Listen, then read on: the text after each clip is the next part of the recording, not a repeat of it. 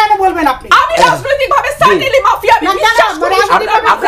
আমি বিশ্বাস করি এই সরকার 100% মাফিয়াগিরি তারেক রহমান করে।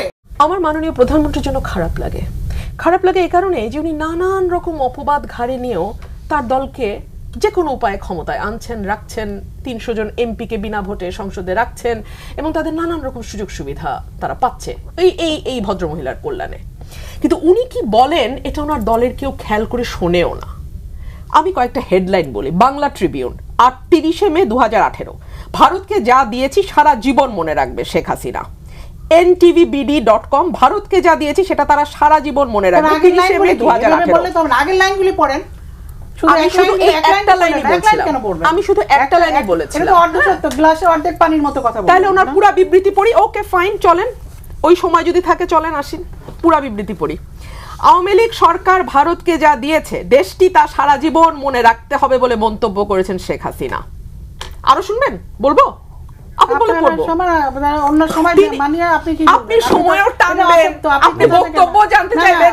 আমি একটা কথা বিনীতভাবে বলবো, খুবই বিনীতভাবে বলবো,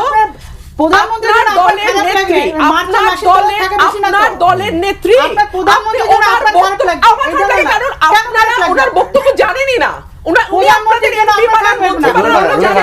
একজন বলি জি, প্রধানমন্ত্রীর জন্য খারাপ লাগলে, যদি খারাপ লাগতো সেটা আপনার বাবার লাগতে পারতো, বা আপনার বাবার জন্য আপনার বাবা বঙ্গবন্ধুর জন্য আপনার বাবার খারাপ লাগতো। আপনি তো প্রধানমন্ত্রীর জন্য খারাপ লাগবে না।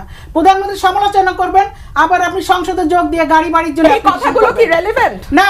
প্রধানমন্ত্রী সমালোচনা করবেন, যেই লাইনটা বলেছিলাম এটা কি সরকার সমালোচনা না। আপনি আপনার কথা শুনবেন।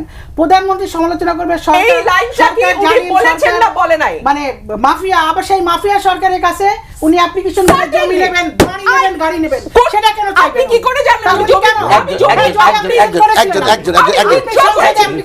উইথড্র করেছি, আপনি সেটা জানেন না। আপনি রুবেল ফারহানা যেটা বলেন সার্টেনলি বিশ্বাস করি। জমির অ্যাপ্লিকেশন যদি কেন বলবেন আপনি? আমি রাজনৈতিকভাবে সার্টেনলি মাফিয়া আমি বিশ্বাস করি। আমি বিশ্বাস করি এই সরকার 100% মাফিয়াগিরি তারেক রহমান করে। আমরা এখানে আলোচনা করবো। আমরা একটু জুনায়েদ সাকি প্রমাণিত সময় কেন বাবা, আমরা